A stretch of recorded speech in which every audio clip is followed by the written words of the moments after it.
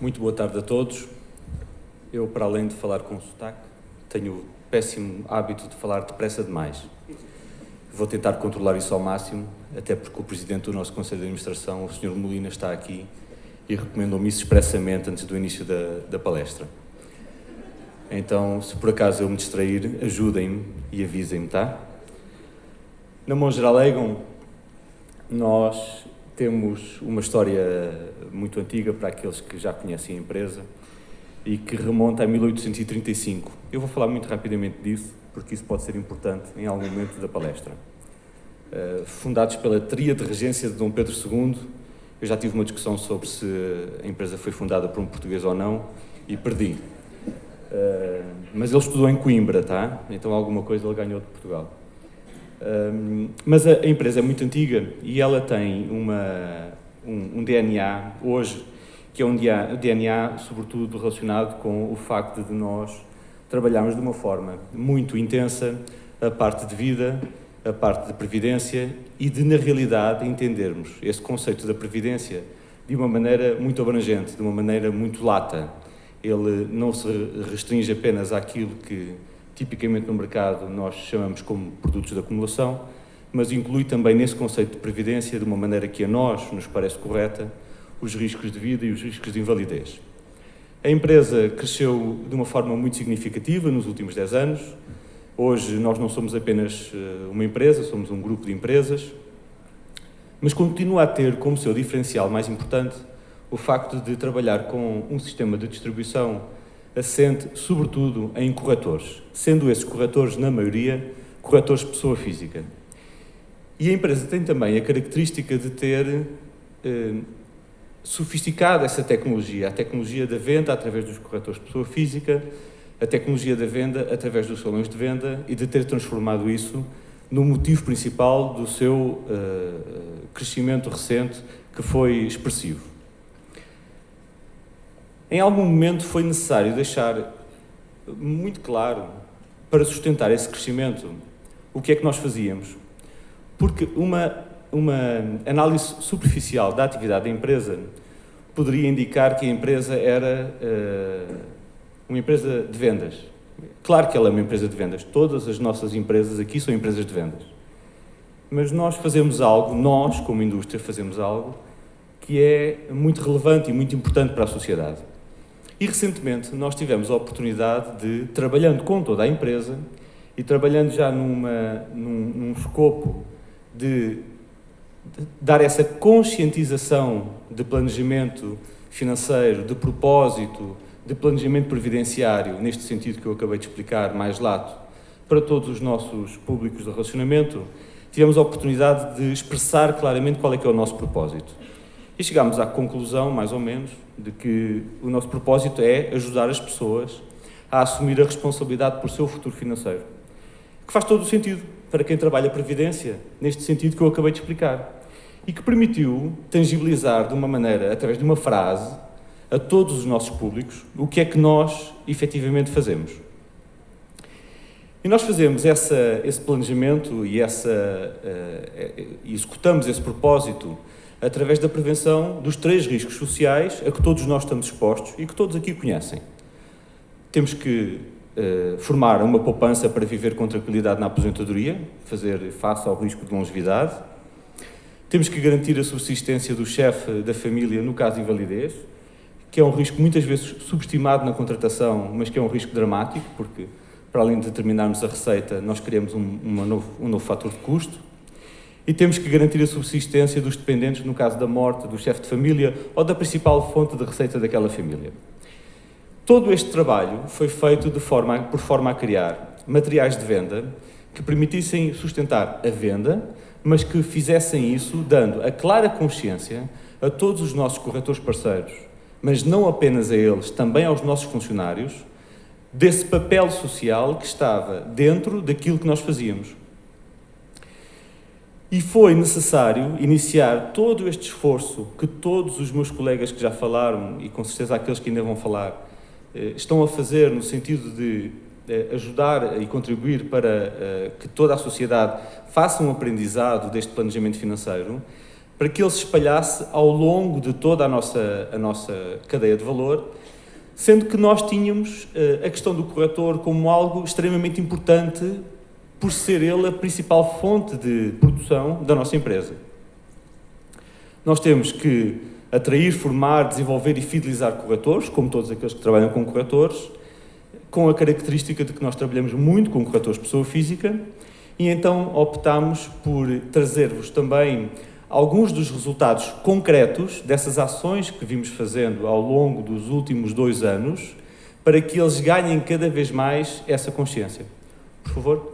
A minha mãe, no início, como eu acho que qualquer família, ela tem a maior preocupação da carteira assinada, né? Meu filho, não é melhor uma carteira assinada, você ficar mais tranquilo? Hoje, pelo o que eu posso proporcionar para ela, para minha família, eu pergunto para ela de vez em quando: mãe, a senhora não quer que eu tenha um emprego de carteira assinada? Né?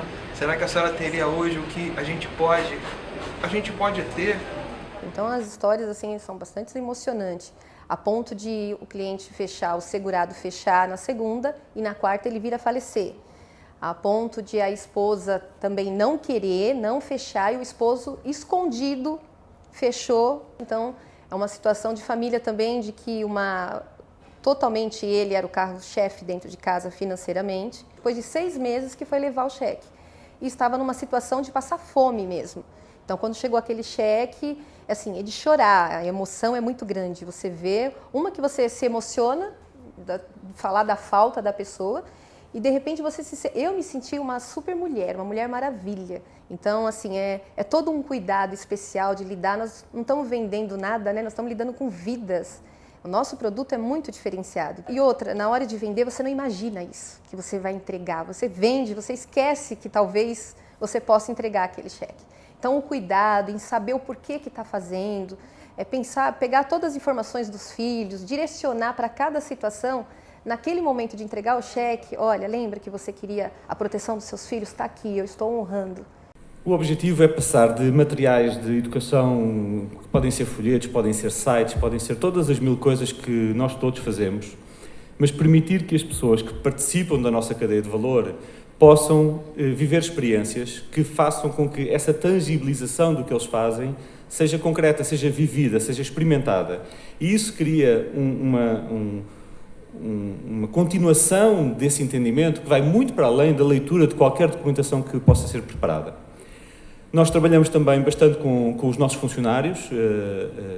Na realidade, nada chega ao nosso público de corretores parceiros antes de passar, talvez não da mesma forma, mas de uma forma aproximada, pelo nosso público de funcionários, através de tantas iniciativas que já foram aqui apresentadas e que não vale a pena repetir.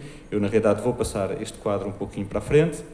Trabalhamos também, obviamente, com todos os nossos clientes, e aí eu vou-me atentar um pouquinho mais na frente sobre tudo o que nós fizemos para clientes e de como isso está a transformar-se em negócio.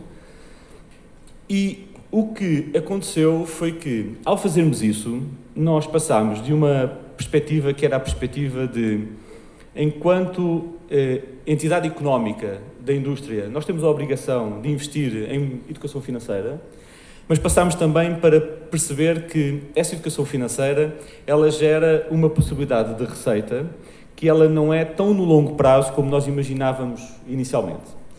Sempre nos referimos à educação financeira como um investimento que a indústria tem que fazer, e é óbvio que a indústria tem que fazer esse investimento, compete-nos a nós fazer isso, e isso não tem tanto a ver com dimensão. Nós não somos um dos grandes players que estão aqui sentados hoje, ainda, mas assumimos o nosso papel também de participar nesse esforço, mas percebemos que ao fazer esse esforço, o resultado vinha não apenas de uma maior conscientização das pessoas com quem falávamos, dos nossos clientes e prospectos também, mas ele vinha também através de vendas.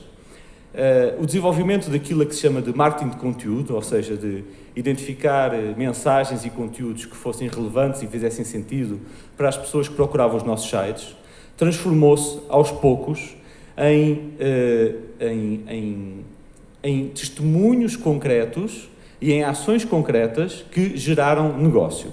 Muitos desses conteúdos são gerados através de coisas que nós gravamos com beneficiários, por exemplo, de que aqui está um pequeno exemplo. Meu nome é Mozaniel da Costa Silva, Tenho 45 anos, tenho um casal de filhos, uma menina de 15 anos e um de 1 ano e 8 meses. Trabalhava em concessionária, né, de automóveis no Grupo Itavema, um grupo forte, e minha vida é diária corrida. Eu mostrei para ele a necessidade dele ter uma previdência e de ter uma cobertura. Na hora ele se mostrou um pouco resistente ao seguro, que é normal, uma pessoa nova, mas eu falei para ele que era importante ele ter isso, que a gente não sabia o dia de amanhã e algo que pode acontecer. Eu falei, então vamos fazer. E em setembro fui acometido dessa síndrome, de repente, chamada Síndrome de Guillain-Barré. Essa síndrome, ela te deixa com tetraplegia, que você fica todo paralisado. Nós estávamos ali para apoiar, né? Não só de apoio moral, mas de suporte também, de cobertura que a empresa oferecia a ele. O suporte foi dado à minha família, né? Que na época eu não podia fazer nada, então foi muito gratificante pelo DIT. Hoje eu sou um divulgador do DIT. A gente pode hoje entender a importância do jovem, do profissional autônomo, das pessoas que têm um seguro, né? Principalmente da mão geral, que a gente tem um conhecimento e sabe que você vai acionar o consultor, ele vai resolver o teu problema no momento que você mais precisa, que é aquela hora ali. Hoje eu conheço o produto, sei que ele é bom. Hoje minha esposa tem, meus amigos têm, na verdade. Então eu agradeço muito por esse produto. Um abraço. Nós não temos orçamentos de marketing e de propaganda muito grandes, mas temos instrumentos dentro de casa e temos recursos dentro de casa que, de uma forma muito simples, como vocês podem ver, podem ser utilizados e são utilizados para aumentar a consciência junto dos nossos públicos do que é que nós fazemos e motivá-los e de gerar produção com isso. Não daqui a 10 anos, agora, hoje. Então, o que existe como mensagem que eu gostaria de passar para vocês é que nós temos desafios diários, como todos nós temos, não é? De equilibrar o esforço de educação financeira para os nossos diferentes públicos de relacionamento, para darmos a dose certa que gera atenção e que gera retorno. Aumentar a utilização dos instrumentos de planejamento financeiro junto desses públicos. E temos um desafio extra, que é fazer tudo isso acontecer de uma maneira que seja realista no âmbito da empresa que nós somos. Não somos mais uma empresa pequena, somos uma empresa média, mas não temos um orçamento milionário para fazer as coisas. Então nós temos que fazer as coisas terem sentido do ponto de vista de algum retorno também para a empresa. Associado a todo este desenvolvimento, nós tivemos a oportunidade de lançar em outubro uma loja online, onde nós temos uma gama de produtos simplificada, de contratação muito simples. Nós não sabíamos o que é que ia acontecer, sou muito sincero. Nós, quando lançámos porque foi uma ideia patrocinada pela nossa presidência, pelos nossos acionistas. Às tantas, por descarte de consciência, fizemos um business plan, pusemos lá um ticket médio de R$25 e dissemos que íamos fazer break-even daqui a 3 anos. O ticket médio está em R$64. O mês passado, nós temos algumas centenas de apólices vendidas. Algumas centenas mesmo, tá? Não são 10 mil, são umas 400 apólices vendidas. Mas passámos a fase de sermos comprados pela concorrência e de sermos comprados pelos nossos amigos. Já não conhecemos as pessoas que nos compram, para aí há 300 apólices. E o fato é que tudo isso acontece porque todos os instrumentos que nós colocamos na internet, de simuladores, de dicas financeiras, naquele portal que eu vos falei, que é o Eu Planejo 360, é um portal 100% indexado no Google. Então, ele gera efetivamente um tráfego muito grande de pessoas que se interessam por aquilo que lá é colocado, que aprofundam aquelas questões. Nós vemos pelo tempo de exposição dentro do site, que hoje está em 2 minutos e 37 segundos, o que quer dizer que nós temos exposições de mais de 5 minutos, 6 minutos, ou seja, pessoas que efetivamente vão ver aquele conteúdo e interessam-se. Gerámos em 6 meses mais de 100 mil exposições e no último mês vendemos mais de 100 apólices. Ou seja, esse investimento que foi necessário fazer para termos uma estratégia digital que fizesse sentido.